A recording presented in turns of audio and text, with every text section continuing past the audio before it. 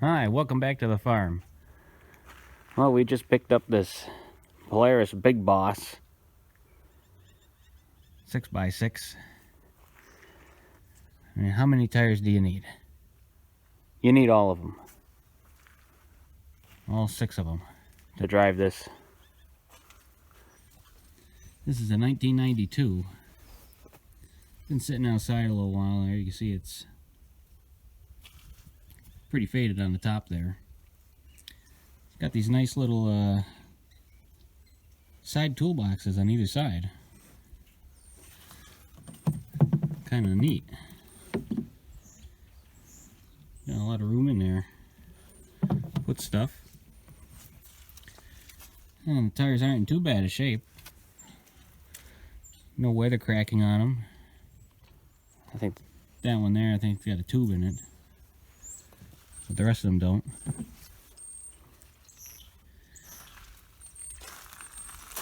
And the front bumper ain't too bad. Missing a screen on the front there, the grill. But the racks aren't all bent up. See, you're supposed to be able to see your fuel level in here. This is a clear gas tank. Maybe we'll clean it up. I see somebody added these really nice automotive style battery cables on it. And I think these are for the fan from the front. Huh. And I just got them hanging out here so that they can touch together, start a fire. That's nice. And somebody made up this bracket here. Real nice bracket. Look at that spring action on that. Fair, because these handles are froze up, yeah, for the bed tilt. And toolbox on that side.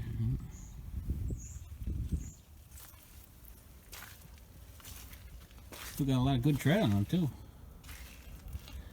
And trailer hitch. And she's got some dips in the bed there. Loading some heavy stuff in there.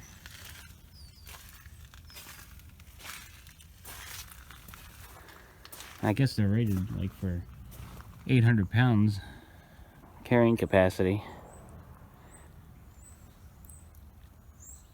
Yeah, so we'll get this in the shop and see if we get it fired up. The only thing we did over there was sprayed some gas down the air filter there, and it kind of puffed off a little bit there.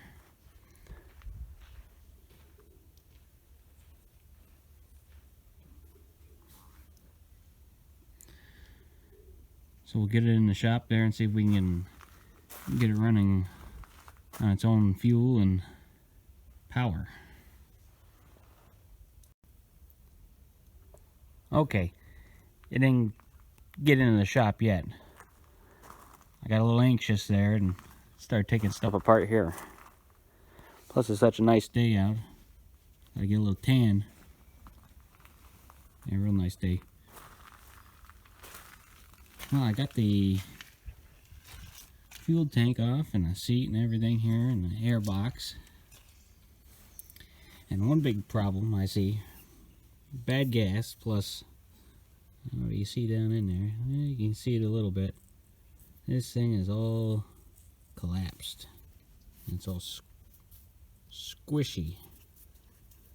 So that means that the whole inside is likely collapsed in. Now these 250s here, these are air-cooled motors, obviously, because of the way that it is. And that fan that blows the air over top of the motor.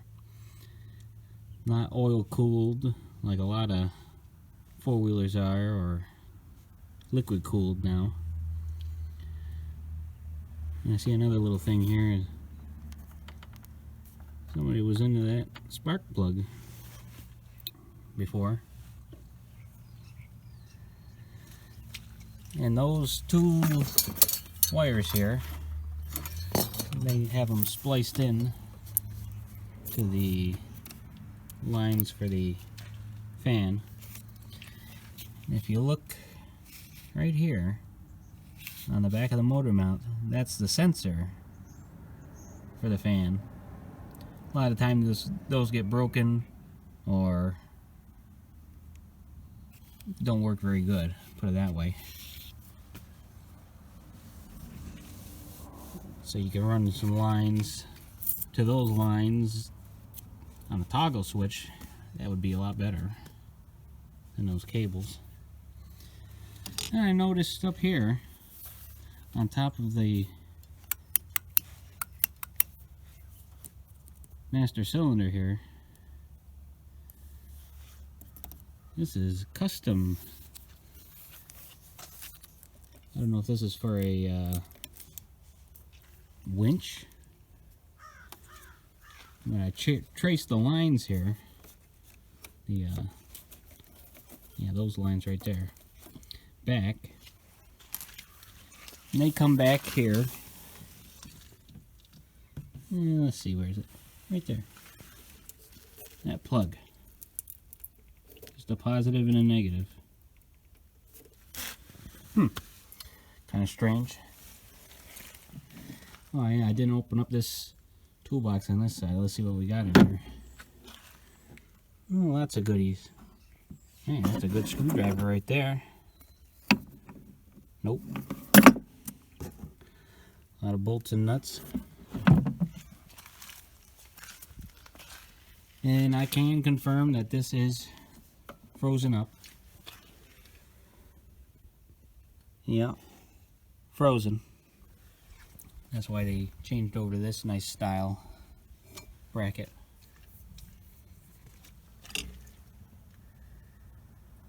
Looks like the air box was taken out one time there. I think that's how they were just running it with a little spray, and they had the air box out of it, and that was it.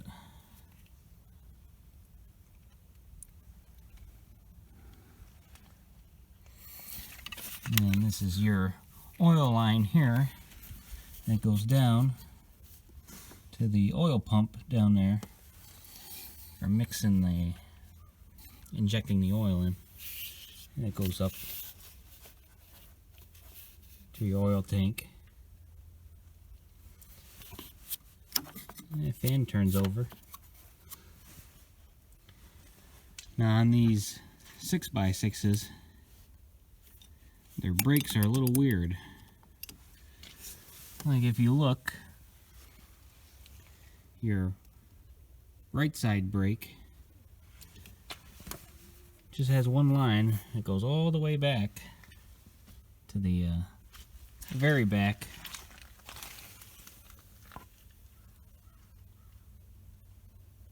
Caliper.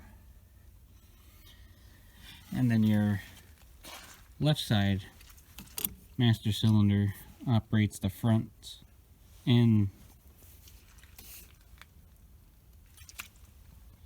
operates the fronts, the middle brake disc.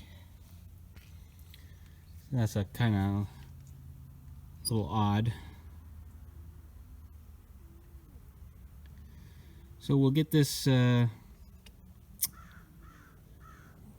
let's take a look at this spark plug real quick here. See how bad it looks.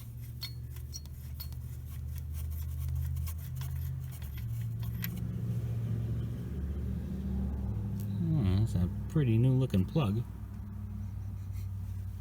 Yep, smells like 2-cycle. I should tighten that up and then see if we can hook up a line to this with a little gas tank and some fresh gas and see if we can get it to fire up here.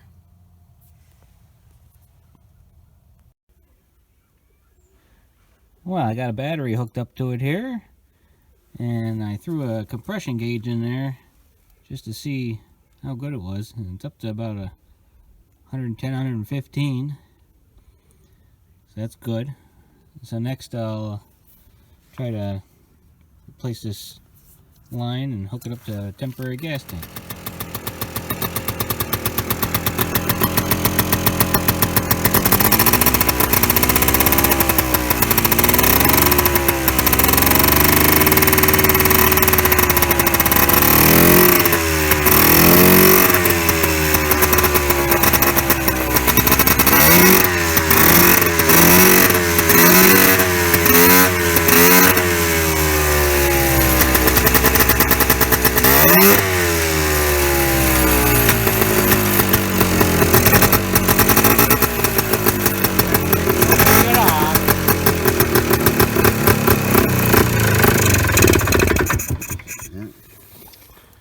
Well, it seems to run pretty good there. Just needs some carburetor cleaning there.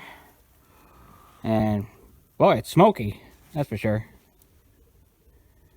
And then I gotta put a new rope on that recoil there. Maybe even take that cover off, because the starter was kind of sticking in there a little. I can probably imagine that it's kind of rusty in there. So we'll get that carburetor off and clean that up. And here's the carburetor off.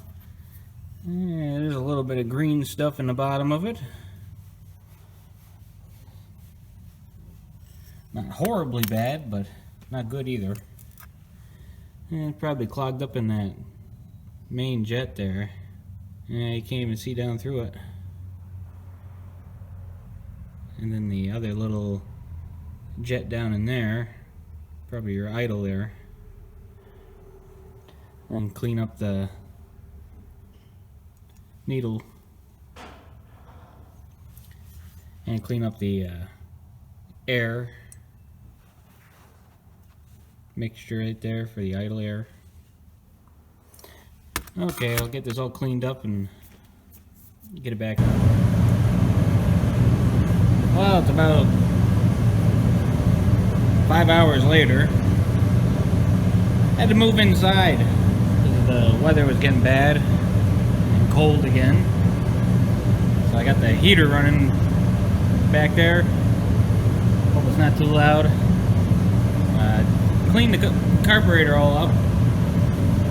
Put it back on there, and it just doesn't want to idle. Rev it up and it seems to be fine, but it just won't idle. Took the carb off a couple times, tried to clean it out again, same thing. So I don't know if I'll have to be getting a new carburetor, or if I can clean this one up enough again or something. Day, what is it, 365?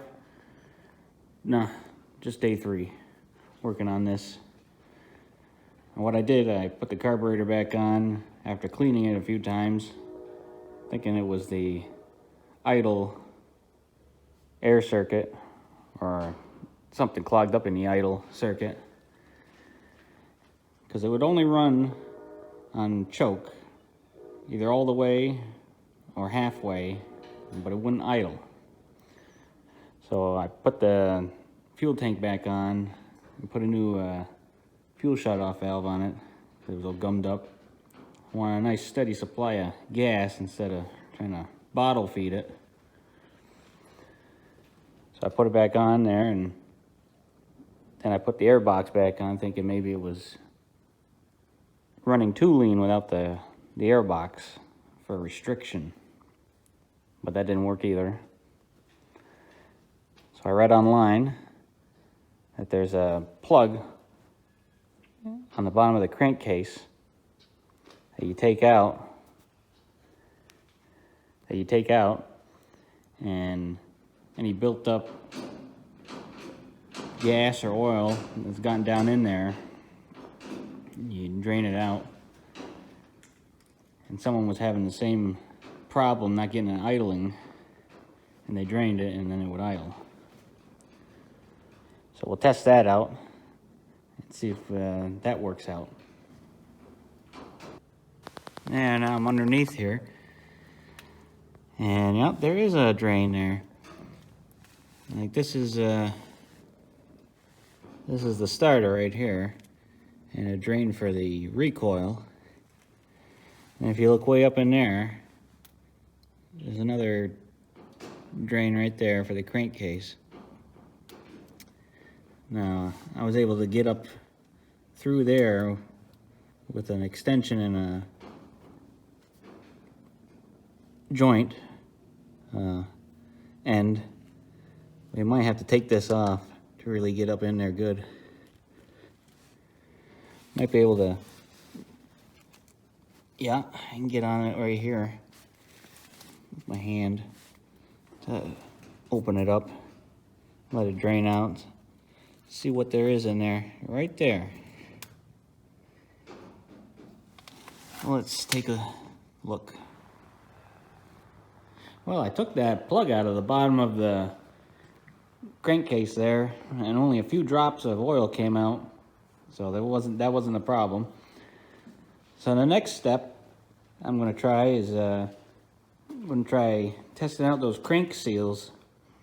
I'm going to take the side cover off here where the belt is, try to spray down in behind the clutch to see if it changes the engine performance, the idle or anything.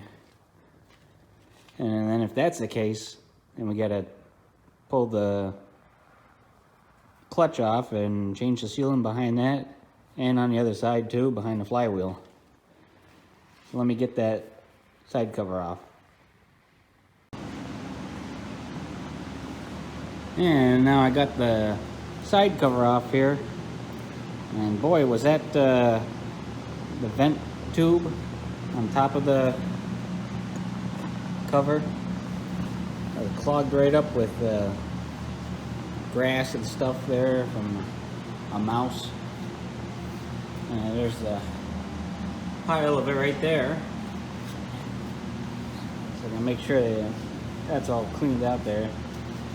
Doesn't really affect anything, it's just a kind of a vent for the belts and belt dust or whatever. So we'll start it up and we'll spray it down in behind here. Well, as you can see, I got the six-wheeler turned around here. A little bit better light on this side of the shop here. Took the clutch off and the drive clutch and the secondary clutch off, and had to take the starter out because that went bad. Had to tap on it a few times there to get it to go, and wouldn't. And the seals don't look too bad on this side. I have the recoil off the other side there, as you can see. That's so that I can get into the bolts for the starter. So, probably going to just change out these seals, even though they don't look bad. And I did test it when it was running, and I sprayed down in there, and it didn't seem to affect it any. So it's either that or carburetor is just worn out.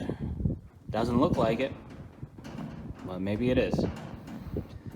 So I just got to take the flywheel off the other side there in order to get to that seal when it comes in.